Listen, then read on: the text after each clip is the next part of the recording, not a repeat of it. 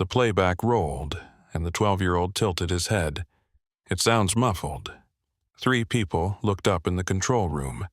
The engineer at the console stopped the tape with one finger. The producer, a man who'd worked the boards at Motown for 6 years, set down his coffee. The assistant engineer, new to the job, glanced at the reel-to-reel machine spinning behind glass. Michael stood in the vocal booth, headphones half off one ear, staring at the speaker mounted on the wall. He'd just sung a ballad. 3 takes, flawless delivery, every note clean. The engineer had smiled. The producer had nodded. They were ready to move on. But Michael wasn't. "Run it again," the producer said.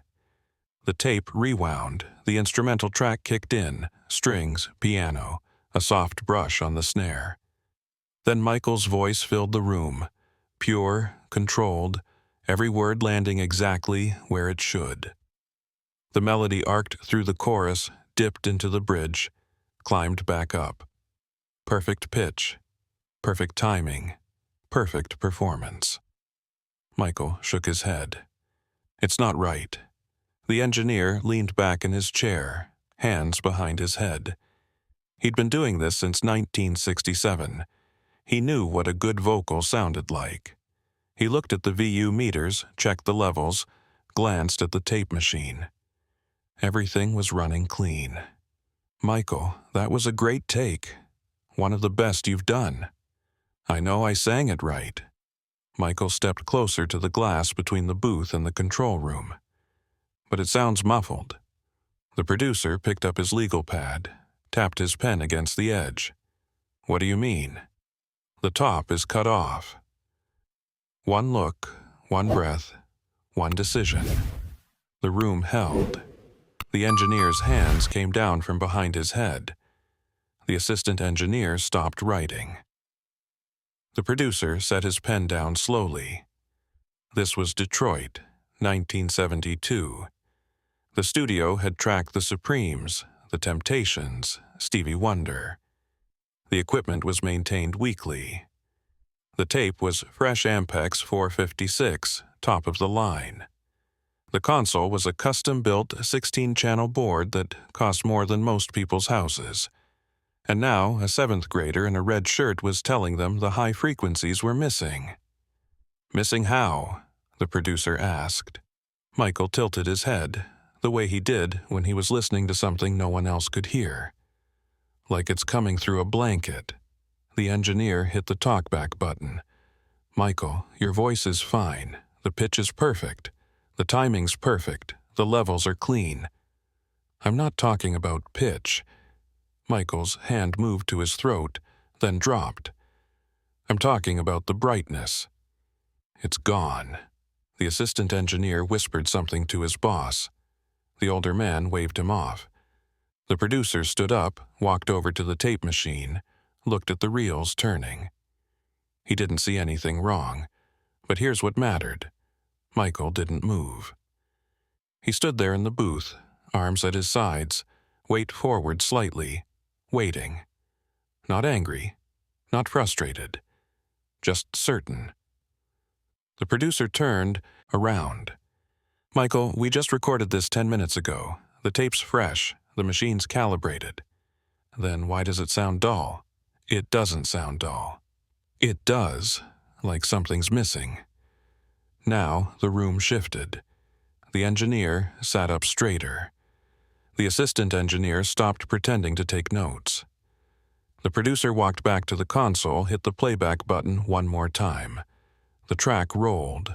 Michael's voice came through the monitors. The engineer listened. The producer listened. The assistant engineer leaned forward, one hand cupping his ear. It sounded fine, clear, balanced, professional.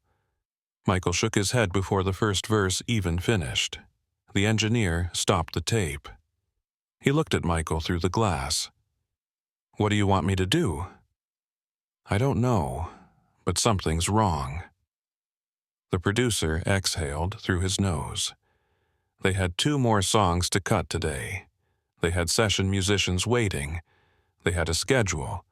and they had a 12-year-old telling them that a perfectly good vocal track sounded old. All right. The producer sat down, pulled his chair closer to the console. Let's check everything. The engineer nodded. He started at the top. He checked the input gain, fine. He checked the EQ settings, flat, no boost, no cut. He checked the tape speed, 15 inches per second, right where it should be. Everything's good, Michael. Michael closed his eyes. His head tilted, like he was measuring something against a ruler only he could see. There. On the word forever. The S is flat. The engineer stopped the tape. He rewound to that section. He played it again. Forever. The S sound. The sibilance. The engineer heard it. Clear enough. Sounds fine to me. Michael stepped up to the glass, one hand flat against it. It's supposed to cut. It doesn't cut. The assistant engineer looked at the producer. The producer looked at the engineer. The engineer looked at the tape machine. And here's what most people don't realize. Brightness. Clarity. Those aren't just feelings. They're the sharp edges, the crispness, the air, the thing that makes a voice sound close instead of distant. Most people can't tell when those edges get softened. Most engineers wouldn't catch it unless they were looking for it. But Michael heard it. Not the pitch, not the volume, the clarity, the thing that made his voice sound like it was in the room instead of behind glass. The engineer stood up. He walked over to the tape machine, crouched down beside it. The reels were turning smooth. The tape was tracking straight. The heads looked clean. He'd cleaned them yesterday, but he cleaned them again anyway. He pulled out his maintenance kit, soaked a swab, and wiped down the playback head. The swab came away white, clean. He wiped it again. Still clean. But he wiped it one more time, and this time, when he pulled the swab away, there was a brown streak across the white cotton. Visible, undeniable. Tape oxide. The assistant engineer stood up to see. The producer leaned forward. Michael watched through the glass. The engineer wiped again. Another streak, darker. He wiped a third time. The swab came away white. He threaded the tape back through the machine, closed the transport, hit play. The track started. Michael's voice came through. And this time, the producer's pen stopped. The assistant engineer's head snapped up. The engineer turned around slowly, staring at the monitors. The S sounds cut through. The breath was there. The presence was back. Every high frequency that had been missing, back. Michael nodded. Now it's me. The engineer sat down. He didn't say anything. He just stared at the tape machine, then at the monitors, then at Michael. The producer leaned back in his chair, arms crossed. How did you hear that? Michael shrugged. I just did. Silence.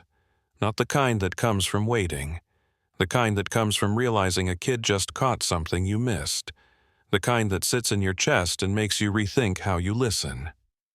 The assistant engineer broke first. What was it? Tape head. The engineer's voice was flat. Dirty. Took 3 wipes to clean it. Just enough to dull the sound.